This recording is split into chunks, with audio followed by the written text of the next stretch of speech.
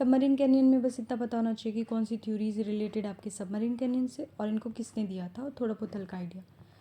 ठीक है, उसके बाद आती है हमारी theories of the coral reef. Coral reef की थ्योरीज में बेसिकली क्या है, हमने पढ़ा था कि कॉरल क्या है। कॉरल बेसिकली एक सिम्बायोटिक रिलेशनशिप होती है between the plant part and the animal part. Plant part क्या है आपका जूजेंथेले, और जो एनिमल पार्ट है वो आपका कॉरल पॉलिप है निडेरिया फैमिली से। ये दोनों क्या करते हैं, सिम्बायोटिक रिलेशनशिप में रहते हैं। अब क्या होता है, जब इनके डेड रिमेन्स होते हैं तो वो क्या होता है, बिकॉज ये मेजरली कैल्शियम कार्बोनेट के बने होते हैं, तो ये जो कैल्शियम कार्बोनेट है ये क्या होता है, विद टाइम डिपॉजिट होके तो ये क्या करता है, विद टाइम ये किस में कन्वर्ट हो जाता है, ये रॉक लाइक स्ट्रक्चर बन जाता है। ठीक है, ये रॉक लाइक स्ट्रक्चर में कन्वर्ट हो जाता है। इसी रॉक लाइक स्ट्रक्चर को हम क्या बोलते हैं, रीफ। ठीक है, तो ये जो रीफ होती है, अब क्वेश्चन आता है कि जो कॉरल्स होते हैं, कॉरल्स की कंडीशन कहती है कि वो 80 मीटर के बियॉन्ड नहीं मिलते, क्योंकि वहाँ पे सनलाइट और ऑक्सीजन कम होता जाता है। बट कॉरल्स अगर इतनी गहराई पे नहीं मिलते तो कॉरल्स के जो रिमेन्स है, जो आपकी उनकी वजह से बनी जो रीफ्स हैं, फिर वो इसकी इससे ज़्यादा गहराई में कैसे मिल रहे हैं, 200-300 मीटर गहरे तक भी हम देख पा रहे हैं। दूसरा क्वेश्चन अराइज हुआ कि जो ये आपके अटोल हैं, जो कॉरल रीफ होता है उसके 3 टाइप्स करे थे हमने main, fringing reef, barrier reef और अटोल। ये इनमें से जो आपका अटोल है ये कैसे बन रहा है, और फिर एक जो लगून फॉर्मेशन होता है जो हमने किया था कॉरल के टॉपिक में, वो कैसे हो रहा है। तो इन कुछ क्वेश्चंस के जो थे आंसर देने के लिए बहुत सारी थ्योरीज दी गई, जिनको हम 2 पार्ट्स में डिवाइड कर सकते हैं, subsidence theory and the non subsidence theory. जो आपकी सब्सिडेंस थ्योरी है इसमें क्या आता है आपका, सब्सिडेंस थ्योरी जो है ये आपकी चार्ल्स डार्विन ने दी थी। नाम से क्लियर हो रहा है, सब्सिडेंस मतलब जिसमें हमारी जो लैंड है वो सबसाइड करेगी, और नॉन सब्सिडेंस जिसमें हमारी लैंड जो है वो स्टेबल रहेगी। सब्सिडेंस थ्योरी जो है वो चार्ल्स डार्विन ने दी थी। इन्होंने कब दी थी, 1837 में, जिसको बाद में इन्होंने 1842 में मॉडिफाई किया था। और ये इन्होंने अपनी जो बीगल शिप है उसकी वॉयज के दौरान जो है इन्होंने ये चीज़ करी थी। इन्होंने क्या आइडेंटिफाई किया था कि जो आपके कॉरल रीफ्स होते हैं, ऑब्वियसली थ्योरीज क्या बताएंगी कि जो आपकी कॉरल रीफ से कैसे बनी, ठीक है, आपके लगून्स कैसे बने, अलग अलग क्वेश्चंस के आंसर देने के लिए है। तो अभी तो जो मेन क्वेश्चन है वो यही है कि आपके जो कॉरल रीफ्स है वो इतनी डीप तक कैसे मिल रहे हैं। ठीक है, तो जो डार्विन था उन्होंने क्या बोला है कि जो आपके तीनों आपके जो कॉरल रीफ्स होते हैं ना, fringing reef, barrier reef, fringing reef, barrier reef, एक सेकेंड, बैरियर रीफ और जो आपके अटोल हैं, ये तीनों आपकी क्या हैं, ये सक्सेसिव स्टेजेस हैं। पहले आपकी फ्रिंजिंग रीफ बनती है, फिर उसके बाद क्या होता है, आपकी बैरियर रीफ बनती है, और फिर अटोल बनता है। क्यों बनता है, सपोज आपकी लैंड थी, ठीक है, आपकी लैंड थी, ये कॉन्टिनेंटल शेल्फ हो गया, यहाँ पे क्या होता है, कॉरल्स ग्रो करना शुरू करेंगे। ठीक है, कॉरल्स यहाँ ग्रो करना शुरू करेंगे तो ये क्या बन गया आपका, फ्रिंजिंग रीफ। बट अब विद टाइम क्या होता है, हमारी लैंड जो है वो सबसाइड करेगी। ठीक है, तो हमारी जो लैंड है वो पानी में डूब जाएगी। ठीक है, बट जो हमारे कॉरल रीफ्स थे वो क्या करेंगे, कॉरल रीफ्स अब वो ग्रो करना शुरू करेंगे। तो वो कैसे ग्रो करते हैं, आउटवर्ड, अपवर्ड एंड आउटवर्ड। ठीक है, इस तरफ ग्रो नहीं करेंगे। इस तरफ क्यों नहीं करेंगे, क्योंकि यहाँ पे क्या है, स्टेगनेंट वाटर है, तो उनको न्यूट्रिशन और बाकी जो कंडीशंस उनको चाहिए, फ्रेश न्यूट्रिएंट्स, ये सब उनको नहीं मिलेंगे। तो क्या करते हैं, वो कैसे ग्रो करते हैं, अपवर्ड, ऊपर की तरफ, क्योंकि वो ज़्यादा डीप में रह नहीं सकते। ठीक है, तो वो अपवर्ड ग्रो करते हैं, प्लस आउटवर्ड, यानी ऐसे नहीं करेंगे ग्रो, वो ऐसे करेंगे। तो जब वो ऐसे ग्रो करेंगे तो उसके बाद आपकी क्या बनेगी, यहाँ पे बीच में गैप रह जाएगा, वाटर फॉर्मेशन हो जाएगी, वाटर रह जाएगा, लगून फॉर्मेशन हो जाएगी।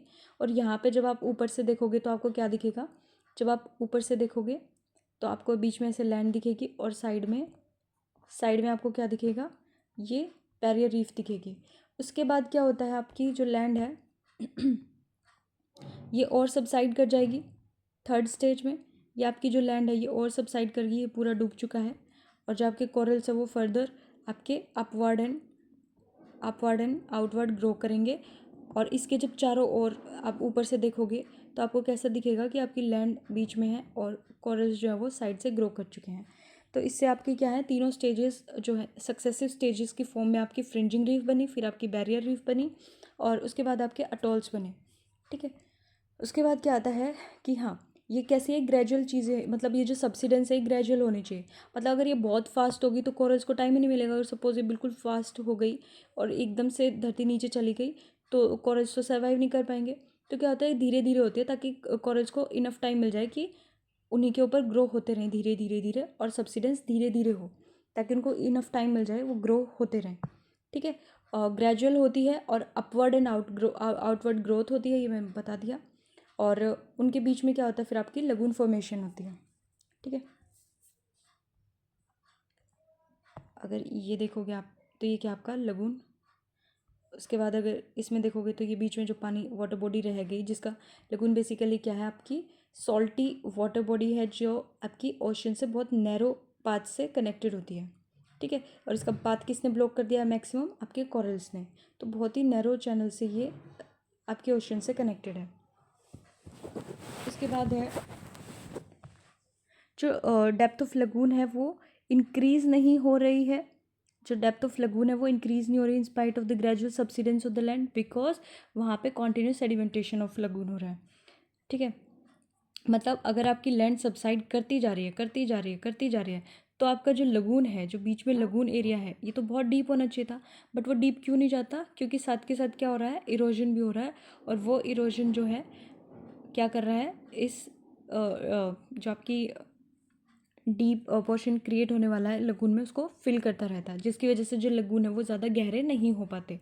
तो यही हमारा क्वेश्चन था कि जो लगून है ओपन सी में आपके अटोल्स बने हुए और वहाँ पे बिल्कुल लैंड जो है वो कम जो वाटर है वो कम गहरा है, वहाँ पे लगून फॉर्मेशन हो रखे, तो कैसे हो रखे, तो उन्होंने ऐसे ही बताया कि लैंड सबसाइड करती है, अगर सबसाइड करती रहेगी तो क्या होगा, जो वाटर बॉडी है वहाँ पे डेप्थ बहुत ज़्यादा हो जाएगी, बट साथ के साथ इरोजन भी चल रहा है, जिसकी वजह से वहाँ पे सेडिमेंटेशन की प्रोसेस हो रही है।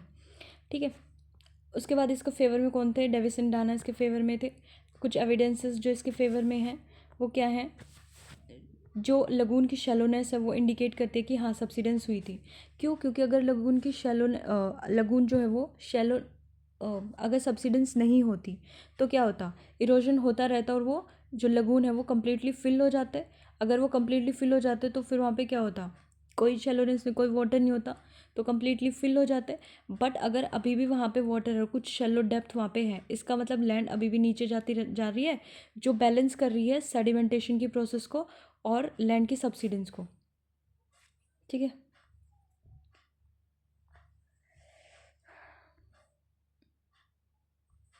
मतलब अगर लैंड आपकी सबसाइड करती जा रही है सबसाइड करती जा रही है, तो इसकी गहराई तो बहुत ही ज़्यादा होनी चाहिए थी, बट वो क्यों नहीं है, क्योंकि साथ के साथ आपकी इरोजन भी प्रोसेसेस जो हैं वो भी वहाँ पे क्या कर रहे हैं, सेडिमेंटेशन कर रहे हैं, जिसकी वजह से लगून की गहराई जो है वो शैलो रह जाती है।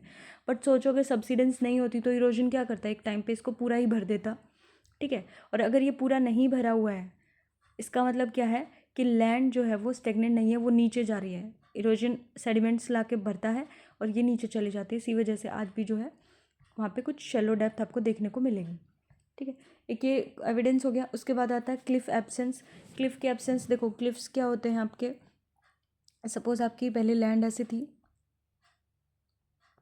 ठीक है, आपकी लैंड ऐसी थी और यहाँ पे आपके ओशन थे, तो वेव इरोजन करेगी, वेव इरोजन करेगी, तो वेव क्या करेगी, विद टाइम इतना इरोजन कर देगी कि ये लैंड कैसी हो जाएगी, ऐसी हो जाएगी, क्लिफ फॉर्मेशन हो जाएगा आपका। बट इस क्लिफ फॉर्मेशन के लिए आपको क्या चाहिए कि ये लैंड स्टेबल रहे, तभी तो वेव अपना एक्शन कर पाएगी, इरोजन कर पाएगी, और इरोजन कर करके एक बिल्कुल स्टीप स्ट्रक्चर जो है इसका क्रिएट कर देगी, स्टीप स्लोप क्रिएट कर देगी, क्लिफ बना देगी। बट इसके लिए चाहिए कि लैंड वहाँ स्टेबल रहे, ताकि उसका इरोजन आराम से होता रहे।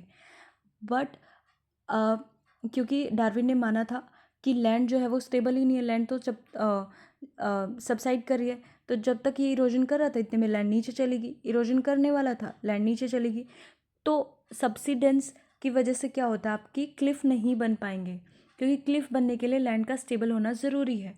और यही इन्होंने देखा कुछ एविडेंसेस में कि जहाँ पे आपके ये रीफ बन रहे हैं वहाँ पे क्लिफ की एब्सेंस है, वहाँ पे क्लिफ की एब्सेंस है, इसका मतलब है कि अगर वहाँ पे रीफ बने हैं और क्लिफ भी एब्सेंस है, इसका मतलब सब्सिडेंस ही हुआ है।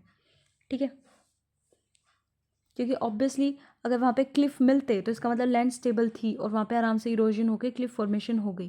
बट अगर क्लिफ नहीं है और आपके कॉरल्स बन रहे हैं, इसका मतलब लैंड जो है वो सबसाइड करी है। उसके बाद आती है इरेगुलर कोस्ट लाइन। इसका हमने देखा था कि जो कोस्ट होती है आपकी, ठीक है, कोस्ट लाइन दो तरीके की होती है, एक होती है आपकी रेगुलर स्मूथ और एक होती है इरेगुलर। बस इतना याद रख लेना कि जो आपकी रेगुलर कोस्ट लाइन होती है वो जब आपकी जो लैंड इमर्ज होती है ना, इमर्जेंट कोस्ट होती है, वहाँ पे आपकी रेगुलर या स्मूथ कोस्ट होती है, और इरेगुलर होती है जब आपकी लैंड सबमर्ज करती है। ठीक है, इसका बस यही रीज़न है कि ऑब्वियसली एक लैंड है, वेव उसको इरोड कर रही है, तो यहाँ पे क्या होगा, इरेगुलर सी बन जाएगी, लेकिन नीचे डिपॉजिट हो रहा है तो यहाँ पे क्या आता है, स्मूथ रेगुलर सरफेस। तो अगर सी लेवल राइज करेगा, सी लेवल राइज करेगा तो क्या होगा, आपको सिर्फ क्या देखने को मिलेगी, सिर्फ इरेगुलर।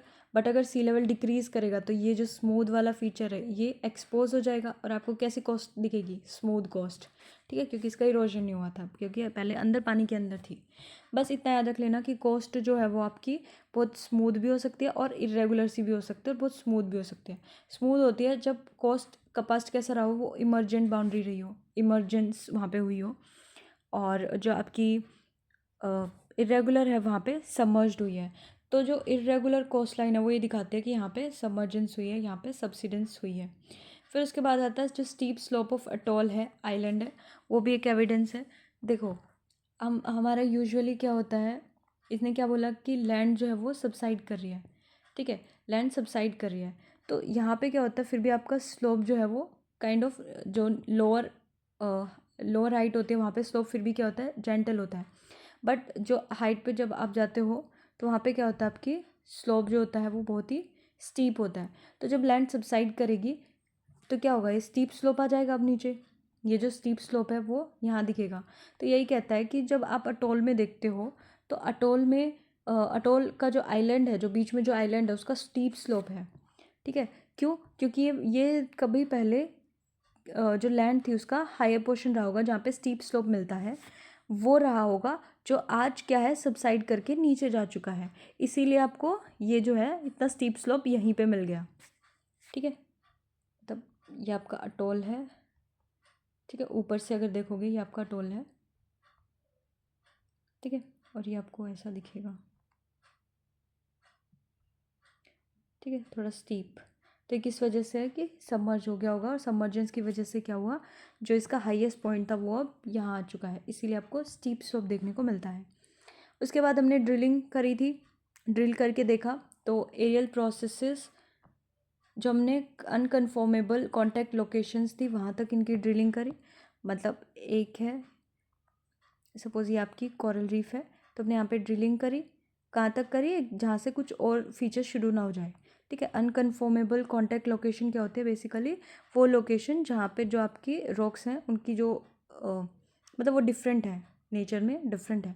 तो वहाँ तक जब हमने ड्रिलिंग करी तो हमने देखा कि यहाँ पे आपको जो एविडेंसेस है वो ऐसे मिल रहे हैं, जो एरियल जो बाहर अगर होते, ठीक है, सी से बाहर अगर एरियाज़ होते तो आपको उसके जो लोग जैसे एयर है, वाटर है, रिवर है, तो वो इरोजन करके जिस तरीके के फीचर्स बनाती, उसके एविडेंसेस आपको यहाँ से मिलते हैं। इसका मतलब कभी ना कभी ये एरिया जो था ये बाहर रहा था, जो आज सबसिडेंस की वजह से नीचे आ चुका है। ठीक है, उसके बाद इवैल्यूएशन अगर हम इसके करें, क्रिटिसिज्म और इवैल्यूएशन करें तो क्या हो सकती है कि अच्छा, ये कह रहा है कि 3 सक्सेसिव स्टेजेस में होते हैं, यानी पहले फ्रिंजिंग रीफ बनता है, फ्रिंजिंग रीफ के बाद ही बैरियर रीफ बनेगा, फिर ही अटोल बनेगा। बट आपकी नराई आइलैंड है जैसे, वहाँ पे आपको दोनों एक साथ मिलते हैं। ठीक है, आपको 2 रीफ एक साथ मिलते हैं, तो वो कैसे हो गया, तो ये इसकी एक डिसएडवांटेज या क्रिटिसिज्म कह लो। उसके बाद डेविस ने तो उसको सपोर्ट किया था। फिर आपके एक आते हैं डेविस, विलियम मॉरिस डेविस, इन्होंने कब दिया था, 1914 टू 18 में। ठीक है, ये बेसिकली सपोर्ट करते हैं, रिवाइव करने की कोशिश करते हैं इन्हीं के आइडियाज़ को। और इन्होंने बेसिकली क्या किया था, इन्होंने काफ़ी सारे एविडेंसेस दिए थे डार्विन के फेवर में। ठीक है, जैसे जो आपकी एम्बेडेड कॉस्ट लाइन्स है, वैलिडेट सब्सिडेंस, ये वही जो ऊपर हमने पढ़े ना, वही एविडेंसेस जो हैं उनके सपोर्ट में इन्होंने कहे थे। ठीक है, flatness of the bottom of the lagoons अंदर यूनिफॉर्म डेप्थ जो है वो किसकी वजह से नहीं है, not due to uniform lowering of the sea level, and these bottoms are not true bottoms but they are due to deposition of the marine sediments. तो ये हम ऑलरेडी ऊपर डिस्कस कर चुके हैं किस तरीके से आपकी लगून्स की डेप्थ डिसाइड हो रही है, सेडिमेंटेशन हो रहा है और सब्सिडेंस हो रहा है, तो जिसकी वजह से आपकी एक डेप्थ जो है वो मेंटेन रहती है, but that is not the true depth. उसके बाद आता है लगून शैलोनेस है because of the deposition of the debris.